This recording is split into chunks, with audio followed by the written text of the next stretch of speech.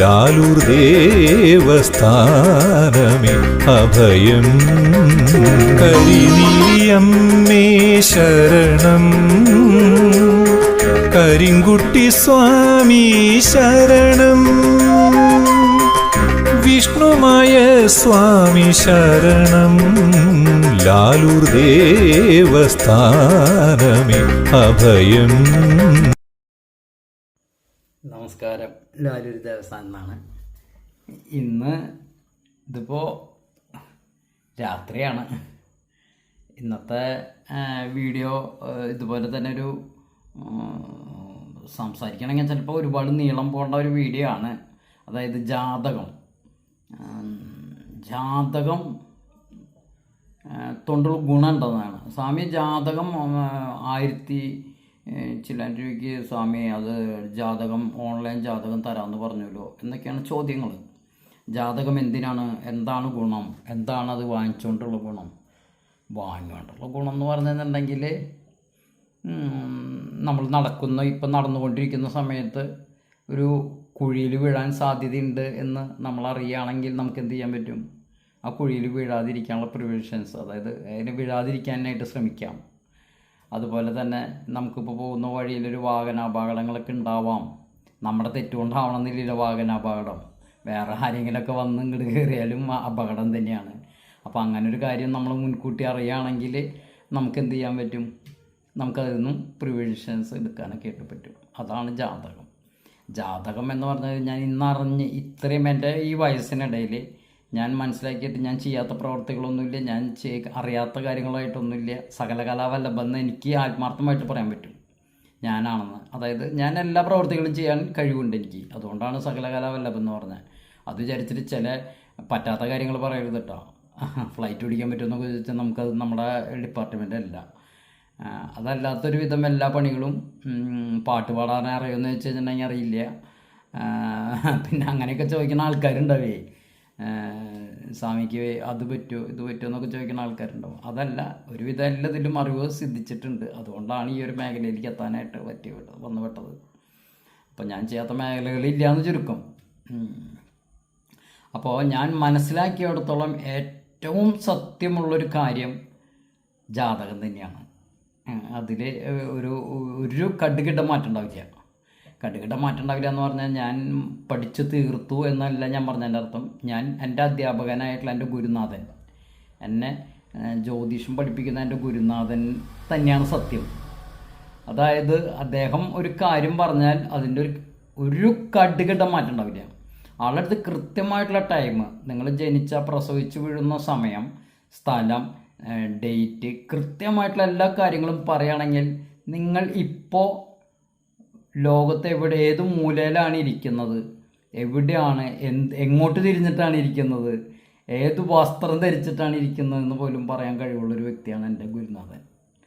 അതിലൊന്നൊരു മാറ്റമില്ല. അതൊക്കെ ഞാൻ അനുഭവസ്ഥനാണ്. മറ്റുള്ളവരുടെ കാര്യം പറയണ്ടല്ലോ. എൻ്റെ ഒരു കാര്യം പറഞ്ഞിട്ടുണ്ടെങ്കിൽ അതിലൊന്നൊരു മാറ്റം ഇന്നേ വരെ വന്നിട്ടില്ല, കട്ടുകിട്ട മാറ്റമില്ല. അപ്പം അതാണ് ഞാൻ പറഞ്ഞത്, ജാതകം എന്ന് പറയുന്നത് സത്യമുള്ളതാണ്. ഇത് എന്നോട് ചോദിച്ച ചോദ്യം എന്താണ്, ജാതകം ഓൺലൈനായിട്ട് വാങ്ങിക്കുകയാണെങ്കിൽ എനിക്കെന്താണ് ഗുണം? സ്വാമി അത് മുഴുവൻ വിവരിച്ചു തരൂ. യാതൊരു കാരണവശാലും സാധിക്കാവുന്ന ഒരു കാര്യമല്ല ജാതകം വിവരിക്കുക എന്ന് പറഞ്ഞാൽ. വിവരിക്കാൻ പറ്റാത്തില്ല, അത്രയ്ക്കുള്ള അറിവൊന്നും എനിക്കായിട്ടില്ല. അത് വിവരിക്കാൻ ജ്യോതിഷികളായിട്ടുള്ള എല്ലാവർക്കും സാധിക്കുന്നതാണ്. ജ്യോതിഷം പഠിച്ച് പൂർത്തീകരിച്ചിട്ടുള്ള എല്ലാവർക്കും സാധിക്കുന്നതാണ്. ഞാൻ പൂർത്തീകരിച്ചു എന്ന് പറയാൻ പറ്റില്ല, ഞാൻ തുടക്കക്കാരനല്ലേ എന്നുള്ള ഒരു ഇതിൽ തന്നെ എനിക്ക് പറയാൻ പറ്റുള്ളൂ. എനിക്ക് ചെയ്യാൻ പറ്റുന്ന കാര്യം എന്താണ്, അതിലത്തെ കുറച്ച് കാര്യങ്ങളൊക്കെ നിങ്ങൾക്ക് മുൻകരുതലിന് വേണ്ടിയിട്ടുള്ള കുറച്ച് കാര്യങ്ങൾ എനിക്ക് പറഞ്ഞു തരാൻ പറ്റുന്നല്ലാണ്ട് ജാതകം മുഴുവൻ വായിക്കുക എന്ന് പറഞ്ഞിട്ടുണ്ടെങ്കിൽ ഞാൻ അതിന് മാത്രമായിട്ടിരിക്കണം. ഞാൻ ജ്യോതിഷം എന്ന് പറഞ്ഞിട്ട് ബോർഡ് വെച്ചിട്ടൊന്നും ഇരിക്കുന്നില്ല. ഞാൻ എൻ്റെ അമ്പലത്തിൽ വരുന്ന, ക്ഷേത്രത്തിൽ വരുന്ന കർമ്മങ്ങൾ ചെയ്യാനായിട്ട് വരുന്നവരുടെ കാര്യങ്ങൾ നോക്കി മനസ്സിലാക്കിയിട്ട് എനിക്ക് മനസ്സിലാക്കാം, അല്ലാണ്ട് അവരോട് പറയാനല്ല.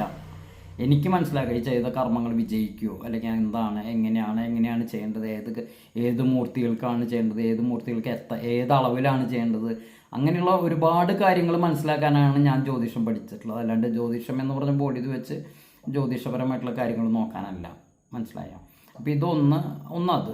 പിന്നെ രണ്ടാമത്തെ കാര്യം, ഒരു ജ്യോതിഷപരമായിട്ട് എന്ത് സ്വാമി അങ്ങനെ പറയണമെന്ന് വെച്ചു, അതായത് 2000 രൂപ കൊടുത്തിട്ടാണ് എൻ്റെ മകളുടെ മകളുടെ ജാതകം വീട്ടിൽ വന്ന് വായിച്ച് കേൾപ്പിച്ച് തന്നു പോയി എന്ന് പറഞ്ഞു. അപ്പം ഞാൻ ചോദിച്ചു ആളോട് എത്ര മണിക്കൂർ എടുത്തിട്ടാണ് അത് ജാതകം വായിച്ചത്.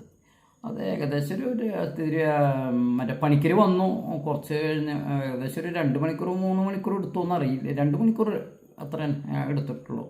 വന്നു, ആൾ വിളക്കൊക്കെ വെച്ചു, പുൽപ്പായിട്ട് കൊടുത്ത് വിളക്ക് വെച്ചു, അങ്ങനെ അതിൻ്റെ കാര്യങ്ങളൊക്കെ ആയിട്ട് അത് വായിച്ചു കേൾപ്പിച്ചു തന്ന് പോയി എന്ന് പറഞ്ഞു. അപ്പം തന്നെ മനസ്സിലാക്കി ഇവിടെ. അതായത് അദ്ദേഹത്തിന് 2 മണിക്കൂർ കൊണ്ട് പറയാൻ പറ്റി, എനിക്കതൊരു ജീവിതകാലം മുഴുവൻ വേണം ആ ഒരു കാര്യങ്ങൾ മുഴുവൻ നിങ്ങൾക്ക് പറഞ്ഞ് മനസ്സിലാക്കി തരണമെങ്കിൽ. അതാണ് മാറ്റം. അതായത് ജ്യോതിഷപരമായിട്ട് 70 വയസ്സ് വരെയുള്ള കാര്യങ്ങളെങ്കിലും പറയണ്ടേ. ഒരു കുട്ടിയുടെ ജാതകം എഴുതി കഴിഞ്ഞാൽ ഈ 70 വയസ്സ് വരെ പറയാൻ പോയിട്ട് എനിക്ക് അനുഭവം എന്താണെന്ന് വെച്ചിട്ടുണ്ടെങ്കിൽ എൻ്റെ അടുത്ത് ഇവിടെ വരും, ചിലരൊക്കെ വരും, നേരിട്ട് വരുന്നവരുണ്ട്, വിളിച്ചിട്ട് കിട്ടാണ്ടാവുമ്പോൾ നേരിട്ട് വരും. അപ്പോൾ എന്തായാലും വന്നു കഴിഞ്ഞാൽ ഞാൻ അവരുടെ ഇതൊക്കെ പരിശോധിക്കും. ഞാൻ പരിശോധിച്ച് കഴിഞ്ഞാൽ ഏറ്റവും കുറഞ്ഞത് അവരുടെ ഇപ്പോഴത്തെ ഒരു ഗ്രഹനില മറ്റുള്ള കാര്യങ്ങളൊക്കെ എടുത്ത് പറയുമ്പോൾ തന്നെ ഏകദേശം 3 മണിക്കൂർ 4 മണിക്കൂറാവും. അപ്പോൾ ഞാനിങ്ങനെ ഒരു കുട്ടിയുടെ ജാതകം 70 വയസ്സ് വരെയുള്ള കാര്യം പറയാം. അതായത് ഇപ്പോൾ എൻ്റെ മുന്നിൽ വന്നിരിക്കുന്ന വ്യക്തി ഇവിടെ നിന്ന് ഇറങ്ങിയിട്ട് എന്താണ് ചെയ്യാൻ പറ്റുക എന്ന് മനസ്സിലാക്കാനുള്ള കാര്യങ്ങൾ ജ്യോതിഷത്തിലുണ്ട്. അത് മനസ്സിലാക്കി പറയണമെങ്കിൽ അത്രയും ഡീറ്റെയിൽ ആയിട്ട് പറയേണ്ടതായിട്ട് വരും. ഡീറ്റെയിൽ ആയിട്ട് പറയണമെന്നുണ്ടെങ്കിൽ അതിൻ്റേതായ സമയങ്ങളെടുക്കും. അതായത് എൻ്റെ കണക്കിൽ എൻ്റെ കാര്യം ഞാൻ പറയുള്ളൂ, മറ്റുള്ളവരുടെ കാര്യം പറയില്ല. എനിക്കൊരു ജാതകം നോക്കി നിങ്ങൾക്ക് കൃത്യമായിട്ട് പറഞ്ഞു തരണമെങ്കിൽ ഏറ്റവും കുറഞ്ഞത് 2 മാസം 3 മാസം എടുക്കേണ്ടി വരും. അതായത് ഞാൻ ചിലരോടൊക്കെ തമാശയായിട്ട് പറയാറുണ്ട്, ഞാൻ നിങ്ങളുടെ വീട്ടിലേക്ക് വരണം, അല്ലെങ്കിൽ നിങ്ങൾ എൻ്റെ അടുത്തേക്ക് വരണം, കാലത്ത് പുലർച്ചയ്ക്ക് എഴുന്നേറ്റു, കുളിച്ച് ഡ്രസ് മാറി വന്നു, ജാതകം നോക്കായിരുന്നു, ഇരുന്ന് കഴിഞ്ഞ് രാത്രി വരെ ഊണ് കഴിക്കുന്ന സമയത്തൊക്കെ ഊണ് കഴിക്കാൻ പോവുക, അത് കഴിഞ്ഞ് തിരിച്ച് പോവുക, ഹോട്ടലിലാണെങ്കിൽ ഹോട്ടലിൽ, അല്ലെങ്കിൽ വീട്ടിൽ പോയിട്ട് തിരിച്ച് പിറ്റേ ദിവസം വരിക. അങ്ങനെ ഇരുന്നാൽ ഏകദേശം ഒരു 3 മാസമെങ്കിലും എടുക്കും മുഴുവൻ വായിച്ച് തീരണമെങ്കിൽ. എനിക്ക് 3 മണിക്കൂർ പോയിട്ട് തെറ്റില്ലാന്ന്. അതായത് ഓരോ കാര്യങ്ങളും ഡീറ്റെയിൽ ആയിട്ട് പറയണ്ടേ, ഓരോ വയസ്സിൻ്റെയും പറയണ്ടേ, ഓരോ ദിവസത്തിൻ്റെയും പറയണ്ടേ. അതാ ഞാൻ നേരത്തെ പറഞ്ഞത്, ജാതകം എന്ന് പറയണത് നിങ്ങൾ ഇപ്പോൾ ഈ സമയം കഴിഞ്ഞാൽ, ഒരു മിനിറ്റ് കഴിഞ്ഞാൽ നിങ്ങൾ എന്താണ് ചെയ്യാൻ പോകുന്നത് എന്നുള്ളത് മനസ്സിലാക്കാൻ പോലും പറ്റുന്ന, അതായത് നിങ്ങൾ ഇങ്ങോട്ടാണ് തിരിഞ്ഞു പോകാൻ, ഇപ്പം എൻ്റെ മുന്നിലാണ് നിങ്ങൾ ഇരിക്കുന്നതെന്ന് വെച്ചാൽ എനിക്കത് കൃത്യമായിട്ട് നോക്കിയാൽ നിങ്ങൾ എൻ്റെ റൂമിൽ നിന്ന് ഇറങ്ങി നിങ്ങൾ കിഴക്കോട്ട് പോവോ പടിഞ്ഞാട്ട് പോവോ എന്നുള്ളത് മുൻകൂട്ടി പറയാൻ പറ്റുന്ന അത്രയ്ക്കും കഴിവുള്ള, അത്രയ്ക്കും സത്യമുള്ളൊരു കാര്യമാണ് ജാതകം. എനിക്ക് പറയാൻ പറ്റുന്ന, ഞാനത് പറയാനായിട്ട് ഡീറ്റെയിൽ നോക്കാൻ പോയിട്ട് എനിക്ക് അതിൻ്റെ അടുത്തേക്ക് എത്താൻ പോലും പറ്റില്ല എന്ന്, അതിനുള്ള സമയമില്ല എന്ന്. അത്രയ്ക്കും ഭാവങ്ങളും അതിലൊരുപാട് കാര്യങ്ങളുണ്ട്, അതൊന്നും പെട്ടെന്ന് പറഞ്ഞാൽ മനസ്സിലാവില്ല. ഒരുപാട് കാര്യങ്ങൾ കൂടിച്ചേർന്നാണ് ജാതകം. അതാണ് ഞാൻ പറഞ്ഞത്, ഒരു 70 വയസ്സ് വരെയുള്ള കാര്യം പറയണമെങ്കിൽ കുറഞ്ഞത് 6 മാസം ഡാനായിട്ട് ഇരുന്നാലേക്കാണ് പറയാൻ പറ്റുള്ളൂ. അത്രയ്ക്ക് അതായത് ഡീറ്റെയിൽ പറയാൻ പറ്റുന്നു. അതായത് നമ്മളുടെ എല്ലാ കാര്യങ്ങളും അതിൽ എഴുതി വെച്ചിട്ടുണ്ട്. 1 ഡേ അല്ലാന്ന്, അടുത്ത മിനിറ്റിൽ നമ്മൾ എന്താ ചെയ്യാൻ പോണേന്ന് പോലും ജാതകത്തിൽ എഴുതി വെച്ചിട്ടുണ്ടെന്നുള്ളതാണ് സത്യം.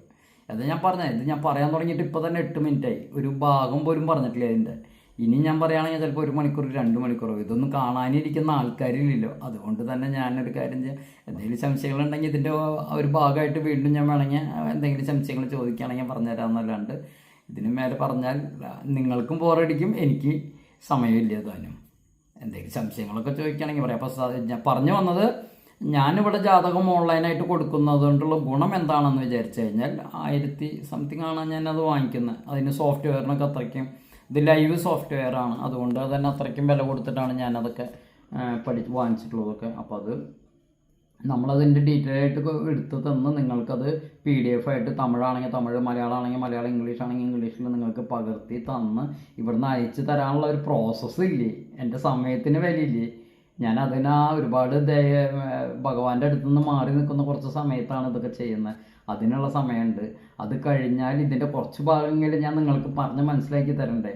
പിന്നെ ഇത് നിങ്ങൾക്ക് കിട്ടുന്നതുകൊണ്ടുള്ള, ഈ ഓൺലൈൻ ജാതകം കിട്ടുന്നതുകൊണ്ടുള്ള കാര്യങ്ങൾ എന്താണെന്ന് വെച്ചാൽ അതിൽ നിങ്ങൾക്ക് ഒരുപാട് കാര്യങ്ങൾ മനസ്സിലാക്കിയിട്ട് മുന്നോട്ട് പോകാനുള്ള വഴികൾ.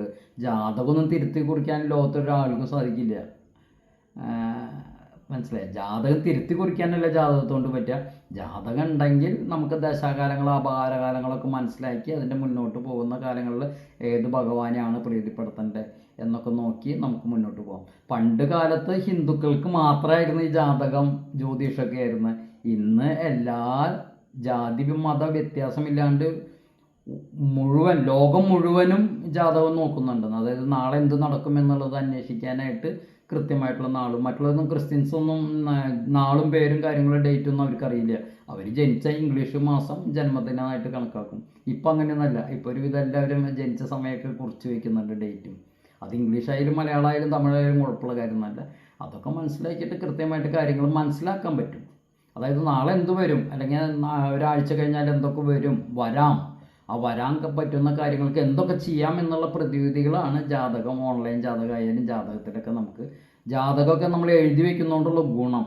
അത് നമ്മൾ മലയാളത്തിലാവുമ്പോൾ എന്താണെന്ന് വെച്ചിട്ടുണ്ടെങ്കിൽ 24 വയസ്സ് തൊട്ട് 25 വയസ്സ് വരെ എന്താണ്, ഏത് ദശാകാലമാണ്, ഏത് ദശാകാലത്ത് ഏത് അപകാരക്കാലമാണ്, ഏഴര ശനി ഉണ്ടോ, കണ്ടകശനി ഉണ്ടോ, അതുപോലെ ഒരുപാട് കാര്യങ്ങൾ നമുക്ക് അതിൽ മനസ്സിലാക്കാൻ പറ്റും. അതാണ് അതിൻ്റെ ഗുണം. അത് മനസ്സിലാക്കിയിട്ട് നമ്മൾ എന്ത് ചെയ്യാം. ഇപ്പോൾ ഞാൻ തന്നെ ഉദാഹരണം, എനിക്ക് ശനി ദശാകാലമാണ്, ഏഴര ശനിയാണ്. ഏഴര ശനി എന്ന് പറഞ്ഞാൽ എൻ്റെ രാജയോഗമൊക്കെ കഴിഞ്ഞിട്ട് വരുന്ന ഏഴര ശനിയാണ്. എനിക്ക് വളരെയധികം പ്രശ്നങ്ങൾ നേരിടേണ്ടതായിട്ടുള്ള സമയമാണ്. ആ സമയത്ത് ഞാൻ എന്ത് ചെയ്തു, എനിക്ക് ഏഴര ശനിയാണ്, ഞാൻ ആരെ പിടിക്കണം, ശനി ഭഗവാനെ പിടിക്കണം. ഇതെനിക്ക് എവിടെ നിന്നാണ് പ്രചോദനം? പണ്ടൊരാൾ ചെയ്തിട്ടുണ്ട്, പ്രഹ്ലാദൻ. ആൾക്ക് മരണം അടുത്ത് വന്നപ്പോൾ ആൾ എന്ത് ചെയ്തു, ഓടിപ്പോയിട്ട് മഹേശ്വരൻ്റെ കാലിൽ ചെന്ന് കെട്ടിപ്പിടിച്ചു. അപ്പോൾ അതുകൊണ്ട് ആൾക്ക് മരണം ലഭിച്ചില്ല. അതോടുകൂടി മഹേശ്വരൻ നിർത്തി. ഇനി ആരും കാലിൻ്റെ അടുത്തേക്ക് വന്നാൽ തന്നെ ആൾ മാറിപ്പോവും. ഇനി കാലിക്ക് കെട്ടിപ്പിടിച്ചു പോകണം, ആളുടെ മരണം കൂടി കത്തിരക്ഷിക്കേണ്ടി വന്നാൽ പിന്നെ എന്തെല്ലാം കാര്യങ്ങൾ അതിൻ്റെ പിന്നിൽ വന്നു. കാലം വന്നു, കാലം കയറിട്ടു, പിന്നെ അതിൻ്റെ കഥ പറയുകയാണെങ്കിൽ ഒരുപാടുണ്ട്. അപ്പോഴേക്കും പിന്നെ കാലനില്ലാത്ത കാലം, നമ്മൾ മലയാള ബുക്കിലാണ്ട് പണ്ട് പഠിച്ചിട്ടുണ്ടെന്ന്, കാലനില്ലാത്ത കാലം, ഓടി ഒളിച്ചു മുതൽ അങ്ങനെയൊക്കെ എന്തൊക്കെയോ പറഞ്ഞിട്ടുള്ളൊരു പാട്ടൊക്കെ ഉണ്ട്. പദ്യമൊക്കെ പഠിച്ചിട്ടുള്ളതായിട്ടൊരു ഓർമ്മയുണ്ട്, ക്ലിയറായിട്ട് കിട്ടുന്നില്ല. അപ്പോൾ കാലനില്ലാത്ത കാലത്തിലേക്കൊന്നും പോകാനായിട്ട് നിൽക്കാൻ പറ്റില്ല. ഞാൻ എന്ത് ചെയ്തു, എനിക്ക് ശനിയുടെ ദോഷമാണ്, ഞാൻ ശനി ഭഗവാനെ കെട്ടിപ്പിടിച്ചു. അതായത് ശനി ഭഗവാൻ എന്ന് പറയുന്നത് കരിങ്കുട്ടി സ്വാമി, വിഷ്ണുമായ സ്വാമി, പിന്നെ അമ്മേനെയും കൂടി കെട്ടിപ്പിടിച്ചു. രണ്ടുപേരും കാലിൽ നിന്ന് കെട്ടിപ്പിടിച്ചോടുകൂടി എൻ്റെ പ്രശ്നങ്ങളൊക്കെ തീർന്നു. അത് ഞാൻ തന്നെ സത്യം, ഞാൻ തന്നെയാണ് അതിൻ്റെ സ്റ്റേറ്റ്മെൻറ്റ്. ഇവിടെ ഒരുപാട് പേരെ സ്റ്റേറ്റ്മെൻറ്റ് ഇടാറുണ്ടെങ്കിൽ പോലും ഞാൻ എൻ്റെ സ്റ്റേറ്റ്മെൻറ്റ് ഇടാറില്ല. അപ്പോൾ എനിക്കും പറയുകയാണെങ്കിൽ സ്റ്റേറ്റ്മെൻറ്റ് പറയുകയാണെങ്കിൽ അതിന് നേരം ഉണ്ടാവുള്ളൂ. എന്നും ദിവസത്തിൽ 5 വീഡിയോ ഇടണം, അതിനുള്ള സമയമില്ല. അപ്പോൾ എൻ്റെ സ്റ്റേറ്റ്മെൻറ്റിനല്ലല്ലോ പ്രാധാന്യം.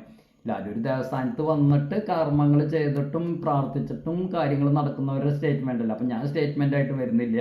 അപ്പോൾ എനിക്ക് തന്നെ ഞാൻ തന്നെ സത്യമാണ് അതിൻ്റെ.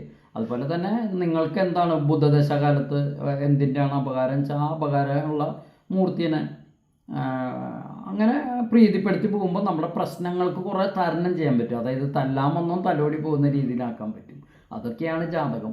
ഇനിയും പറഞ്ഞു നിന്നാൽ ഒരുപാട് നീളും. അപ്പം ഞാൻ അധികം സമയം വഹിക്കുന്നില്ല, എല്ലാവരും ബോറടിപ്പിക്കുന്നില്ല. ലാലൂർ ദേവസ്ഥാന മൂർത്തികളുടെ പേരും പ്രശസ്തിയിലേക്ക് എത്തിക്കാനായിട്ട് നിങ്ങളുടെ കാര്യങ്ങളൊക്കെ നടക്കട്ടെ. അതായത് ലാലൂർ ദേവസ്ഥാനം മൂർത്തികളുടെ പേരും പ്രശസ്തിയും നിങ്ങളിലൂടെ എത്തണമെങ്കിൽ നിങ്ങൾക്ക് എന്ത് വേണം, നിങ്ങൾക്ക് കാര്യങ്ങൾ നടക്കണം വേണ്ടേ? അപ്പോൾ വിളിക്കുക, ലാലൂർ ദേവസ്ഥാനം മൂർത്തികളെ വിളിക്കുക, ആത്മാർത്ഥമായിട്ട് വിളിക്കുക, ജപിക്കുക, കാര്യങ്ങൾ പറയുക, നിങ്ങളുടെ കാര്യങ്ങൾ നടക്കട്ടെ. കാര്യങ്ങൾ നടന്നാൽ നിങ്ങൾ മുഖേന ലോകം മുഴുവൻ ലാലൂർ ദേവസ്ഥാനം മൂർത്തികളുടെ പേരും പ്രശസ്തിയും അറിയട്ടെ. എല്ലാവർക്കും അനുഗ്രഹം ഉണ്ടാവട്ടെ, നല്ലത് വരുത്തട്ടെ.